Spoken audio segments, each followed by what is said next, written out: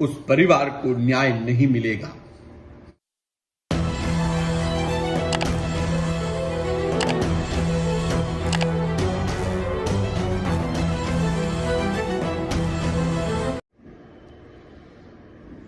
आप सभी को सुरेश नौरवा की तरफ से जय श्री राम, जय हिंद, भारत माता की जय। मैं आज जालोर के विषय पर आप सभी के सामने सारी बात रख रहा हूं और शासन और प्रशासन से निवेदन भी करूंगा। लेकिन आखिर जालोर के विषय को लेकर राजस्थान के बाहर के लोग ने जो माहौल खराब किया है, अफवाहें फैलाई है और राजस्थान के नेताओं ने जो माहौल खराब करके अफवाहें फैलाई है, ये हमारा दुर्भाग्य है। सबसे पहले तो जिस इंद्र मेघवाल की मृत्यु हुई, मैं परमात्मा से प्रार्थना करता हूं कि पुण्य आत्मा को शांति प्रदान हो और परिवार को सहन करने की शक्ति दे। और सरकार से निवेदन करता हूं कि अगर आप इंद्र मेघवाल को न्याय दिलाना चाहते हैं, न्याय की मांग हम भी रख रहे हैं, और तो फिर इस मामले की सीबीआई जांच करवा दीजिए। मुआवजा देने से, सरकारी नौकरी देने से इस समस्या का असली अपराधी को सजा नहीं मिलेगी। दोषी व्यक्ति पर कार्रवाई हो और निर्दोष फंसे नहीं। आज तक हमने यही कहा है। कुछ लोग केवल सोशल मीडिया के माध्यम से मटकी वाले विषय को उठा करके, जो राजस्थान से बाहर के लोग हैं और कुछ नेताओं ने भी, कि मटकी के पानी पीने से, भेदभाव होने से, इस तरह की अफवाह फैला करके राजस्थान के अंदर माहौल खराब करने का प्रयास किया, आपसी भाईचारे को खत्म करने का प्रयास किया। राजस्थान शांति प्रिय है और यहां सभी लोग भाईचारे से रहते हैं। उसके बाद एक पुराना वीडियो जिसमें एक बच्चे को टीचर पीट रहा है, ऐसा वीडियो को वायरल करके और इंद्र मेघवाल प्रकरण से जोड़ करके उसको वायरल करने की कोशिश की। यहां तक मनुवाद, सामंतवाद समाज को टारगेट करने का प्रयास किया। मैं आपसे पूछना चाहता हूं, आप जब समाजों को टारगेट करेंगे तो आपके साथ कौन खड़ा रहेगा? आज तक हमने 36 कौम के लिए जहां भी आवश्यकता हुई है वहां पर खड़े रहे हैं, और यहां तक भी कि हर समाज के लिए किसी भी व्यक्ति पर अन्याय अत्याचार हुआ है तो वहां पहुंच करके उनको न्याय दिलाने का प्रयास किया है, और यहां तक कि मुकदमे भी झेले हैं। हमने मुकदमे अपने लिए, अपने व्यक्तिगत मुकदमे नहीं है, सारे जितने भी मुकदमे हमारे ऊपर लगे आज तक सामाजिक मुद्दे हैं। अगर सरकार, जितने नेता इंद्र मेघवाल के वहां गए, संवेदना प्रकट करने गए, कोई बात नहीं, बिल्कुल जाना चाहिए। लेकिन मैं उनसे एक सवाल करना चाहूंगा इससे पूर्व में, यह मुआवजे का विषय नहीं। यहां पर जब तक अगर नेता इंद्र मेघवाल को न्याय दिलाना चाहते हैं तो इसकी सीबीआई जांच करवा दे। दूध का दूध और पानी का पानी हो जाएगा। जो भी दोषी होगा उसको सजा होगी। लेकिन आखिर निर्दोष को फंसाने का अगर कोई प्रयास करता है तो ये कहां तक सत्य है, कहां तक कानून का न्याय है? अगर कोई SC ST का झूठा मुकदमा दर्ज कर देता है तो ये कहां का न्याय है?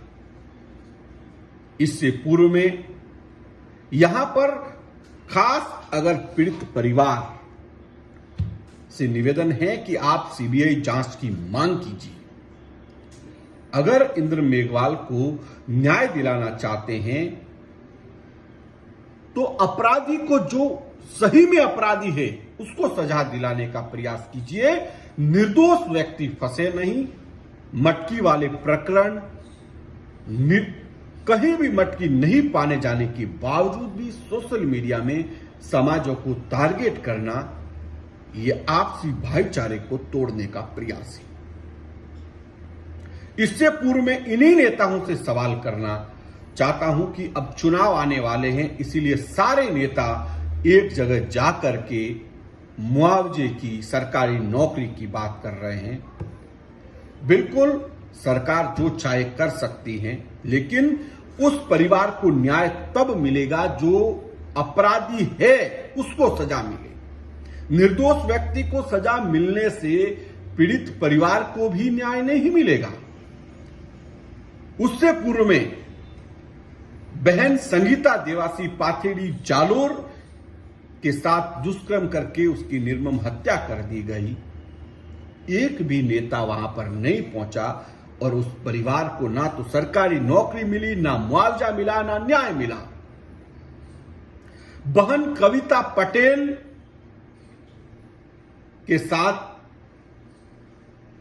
जो घटना हुई, जो प्रकरण हुआ, उस प्रकरण में उस परिवार को न्याय नहीं मिला, ना मुआवजा मिला और ना ही सरकारी नौकरी मिली। ओटी देवी मीणा की हत्या हुई, उन्हें मुआवजा नहीं मिला, ना ही सरकारी नौकरी मिली और ना ही उस परिवार को न्याय मिला। आहोर के अंतर्गत एक मेघवाल परिवार के लड़के की हत्या हुई, उसे न्याय नहीं मिला, ना ही उन्हें मुआवजा मिला, ना ही सरकारी नौकरी मिली, ना ही ये नेता लोग एक भी यहां पहुंचे। आहोर के टिकम सिंह राजपूत हत्याकांड में जिसको 20 महीने बीत चुके हैं, उन्हें आज तक न्याय नहीं मिला और न्याय के लिए आज भी ये सब परिवार न्यायालय से उम्मीद करके बैठे हैं। ना ही उन्हें मुआवजा मिला, ना ही उनके परिवार को सरकारी नौकरी मिली। राणा राम चौधरी हत्याकांड को 12 साल बीत चुके हैं, उनके परिवार को आज तक न्याय नहीं मिला, ना ही मुआवजा मिला और ना ही सरकारी नौकरी मिली। मेरा सवाल है उन नेताओं से कि दलित समाज एक खूबसूरत समाज है, एक वोट बैंक की राजनीति करके एक बच्चे की मृत्यु के ऊपर आप सब मटकी प्रकरण, भेदभाव प्रकरण, जातिवाद, इस तरह के कमेंट, बयानबाजी करके राजस्थान की जनता को गुमराह करके आपसी भाईचारे को खत्म करने का जो प्रयास किया जा रहा है, यह बहुत ही अति दुर्भाग्यपूर्ण है। अगर आप न्याय के साथ खड़े होते तो इससे पूर्व में ये सारे जो मैंने नाम बताए हैं और इससे और भी कई सारी घटनाएं हैं। राजस्थान के अंदर देवाराम गुज्जर की हत्या हुई, उसके परिवार को आज तक मुआवजा नहीं मिला, ना न्याय मिला, ना सरकारी नौकरी मिली।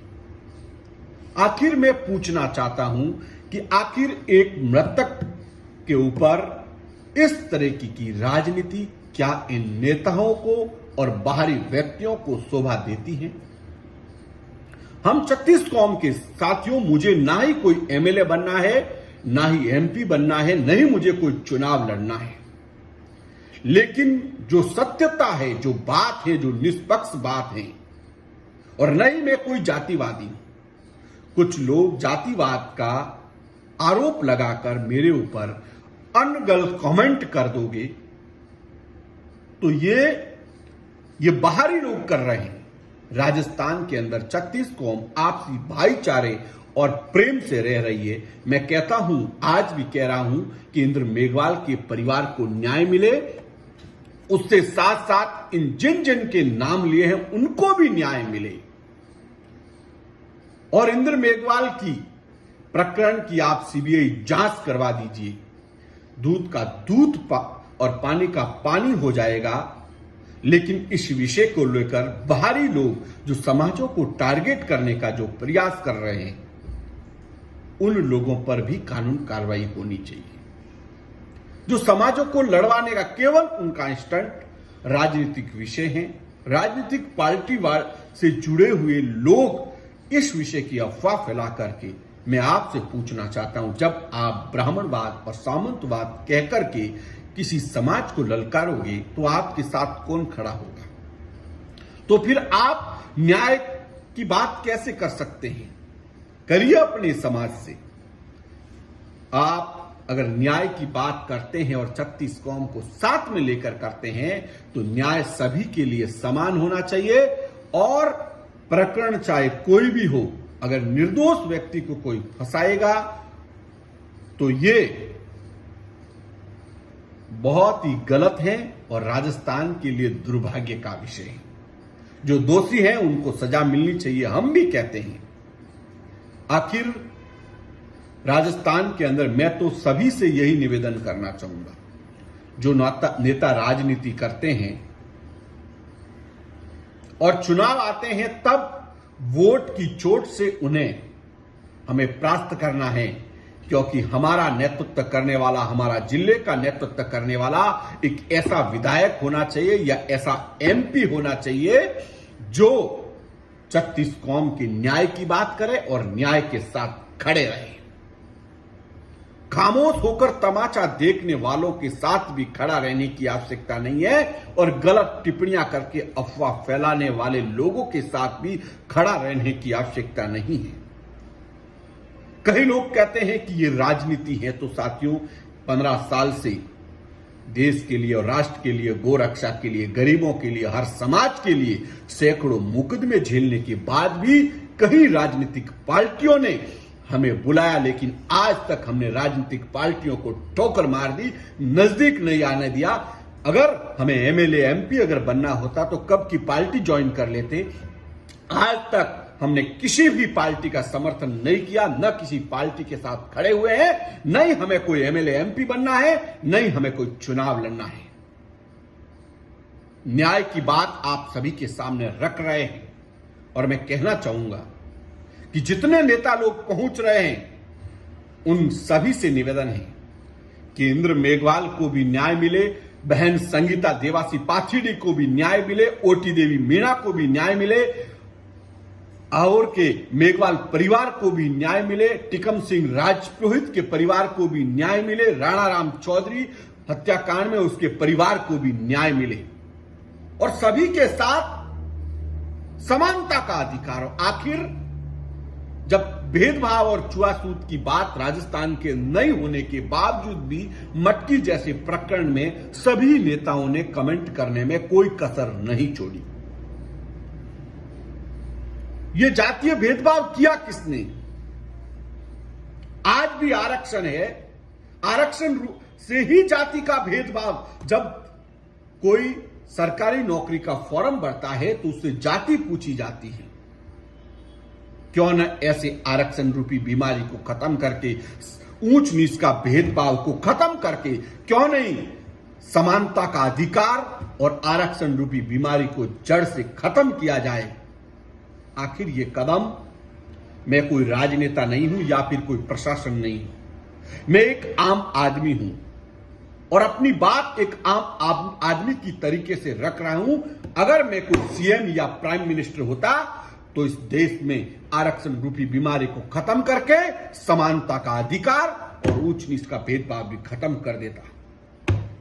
लेकिन इन नेताओं ने केवल अपनी वोट बैंक के चक्कर में, जातियों को लड़वाने के चक्कर में, आपसी भाईचारे को खत्म करने के चक्कर में इस देश की सियासी राजनीति ने हमेशा से ही